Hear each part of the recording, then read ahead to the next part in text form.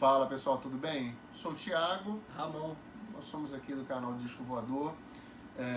Antes de qualquer coisa, se inscreva no nosso canal, faz as notificações aí, ativa as notificações, o sininho. Em algum lugar aqui embaixo. É isso aí, escreve para você acompanhar os vídeos que a gente vai estar postando, tem bastante conteúdo, a gente já colocou coisas sobre música brasileira. Hoje é um vídeo temático, hoje é dia 4 de julho de 2019, hoje está sendo comemorado, não aqui no Brasil, mas num outro lugar, é uma data muito importante. Ramon vai falar um pouco mais sobre isso, já mostrando o tema do vídeo de hoje. Fala tu, Ramon. Aproveitando a comemoração aí do dia 4 de julho, dia da independência americana, a gente teve uma ideia de pegar dois artistas americanos. Um deles que tivesse uma aproximação, um alinhamento com a cultura americana, com o jeito de vida americano, né? Com o patriotismo, né? E mostrar, falar um pouco dele, dar algum exemplo que possa se enquadrar nisso, e pegar um outro artista também americano, obviamente, que tenha se pautado um pouco mais pela crítica, um pouco mais pela raiva, né? Enfim, por alguma coisa que não seja decididamente positiva, né? Em favor dos americanos. São dois artistas muito relevantes para a música mundial, principalmente para o rock. Um deles esteve aqui no Rock in Rio. Um deles esteve no Rock in Rio, um dos melhores shows da minha vida. Enfim, o primeiro deles é o rei, né, o Elvis, que a gente chama ele de rei, né, todo mundo chamava ele de rei, o cara que supostamente, né, inventou o rock também um ritmo americano, cara do interior dos Estados Unidos, nasceu no Mississippi, teve os mais variados empregos até ir para Memphis, né, também no sul dos Estados Unidos. E um dia entrar numa gravadora, na Sun Records, para gravar um compacto para dar de presente para a mãe. Explodiu, né, com um jeito ousado para a época, né, de dançar, o visual, o cabelo, as roupas. E fez um super sucesso no final dos anos 50. Mas que esse sucesso foi interrompido por um grande ato patriótico, que foi quando Elvis largou a carreira para ir para o exército. No exército, cometeram sacrilégio de raspar o cabelo do Elvis, né? Fizeram tudo isso sendo filmado, né? Filmaram o pessoal raspando o cabelo dele. Virou um acontecimento. Virou um acontecimento, Elvis no exército, cabelo raspado. Mas enfim, aí ele volta do exército, passa os anos 60 quase todo, 7, 8 anos, de 60 a 68, assim mais ou menos, só gravando filme, e filmes com temática que muitas vezes davam uma proximidade, estilo o jeito de vida americano, né? Filmes ambientados no Oeste, filmes em Las Vegas. E até que ele para de gravar e passa a se dedicar só aos shows. No campo dos shows, Elvis nunca cantou, nunca tocou, nunca se apresentou fora dos Estados Unidos. Ele deve ter tocado em todos os estados, se bobear, mas nunca se apresentou fora. Dizem que por uma questão burocrática do empresário dele, questão de documentação.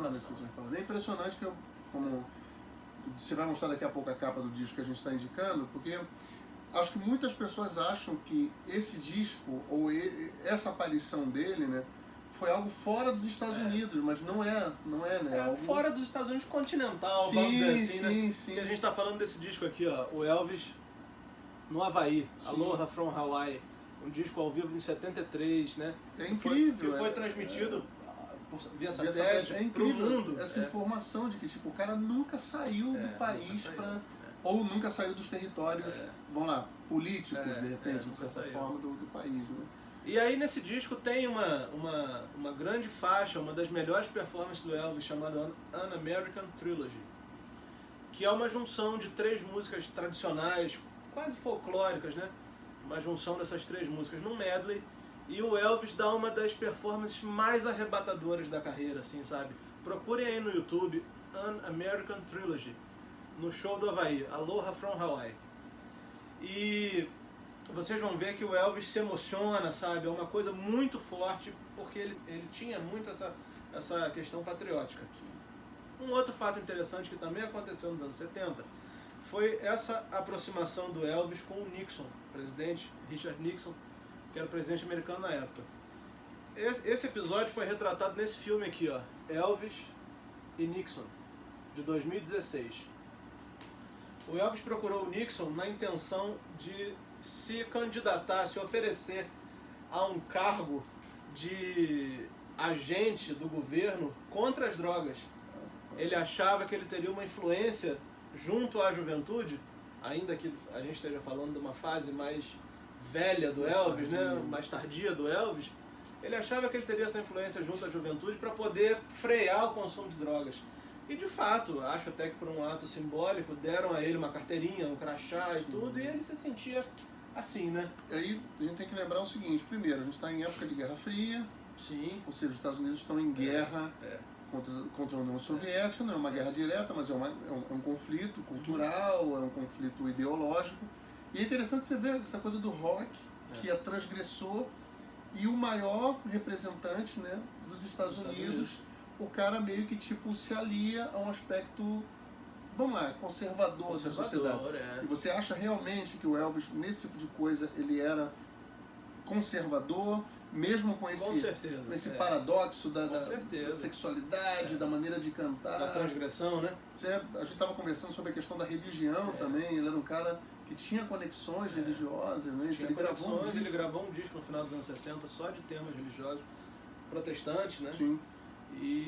Mas sim, ele era um cara muito conservador. Você tem vários registros aí de posicionamentos dele até um pouco negativos com relação aos Beatles, né? Por exemplo, a suposta má influência que os Beatles teriam na juventude americana.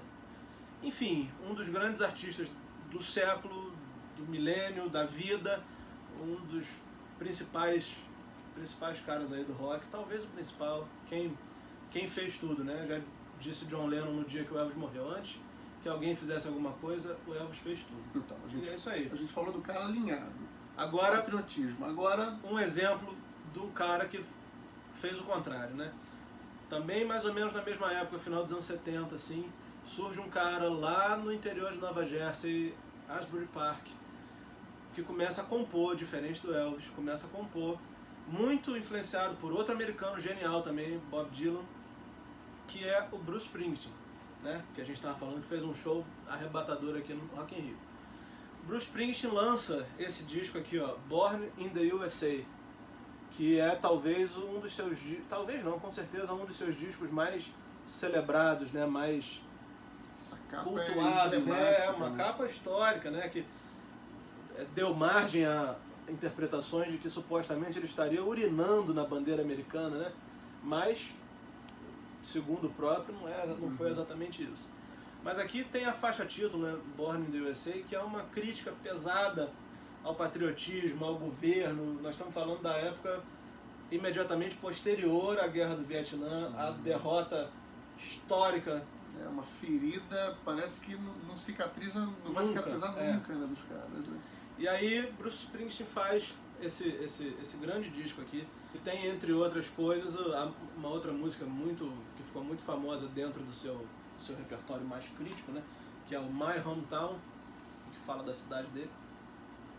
E que tem também Glory Days e talvez o principal sucesso comercial do Bruce Springsteen, que é Dancing in the Dark, que o clipe foi até com a Mônica, né, do Friends. Né? Outra coisa que eu tinha comentado com você era que aqui no Brasil a gente conhece mais ele por causa daquela música do filme Philadelphia. Streets of Philadelphia. Que foi um filme que ganhou o Oscar. E eu, por exemplo, eu lembro desse filme, eu lembro da música, apesar de ser bem novo, né? Então assim, mas eu lembro, mas essa música não é desse disco. Não. É de uma época posterior a isso, bem depois, Eu acho que já foi uma época menos raivosa, né? Tava mais melancólica. Aqui é chute na porta, né? Pra quem não entendeu, isso aqui é uma porrada pesada, direta, na cara dos patriotas, né? Das pessoas que defendiam o governo. Essa letra ele usa de ironia, como é que é a postura? É irônico e raivoso também, porque ele já tem uma voz meio rouca, né? Sim, rasgante. E aí com uma letra dando esses, vamos dizer, essas dicas assim, né? Vamos ser sutil, né? Essas dicas assim do que ele estava querendo dizer, ficou fácil para as pessoas entenderem a mensagem. Mostra aí, Ramon, então os dois discos. Bruce Springsteen e o Elvis. Aqui, ó, Elvis, Aloha from Hawaii e Bruce Springsteen, Born in the USA. Dá uma olhadinha, procura. Procura aí no YouTube, no Spotify, no CD, o que vocês quiserem. E não se esqueça de se inscrever aqui no nosso canal para estar acompanhando o que a gente está postando. Isso aí. Valeu. Valeu, pessoal. Até a próxima. Tchau.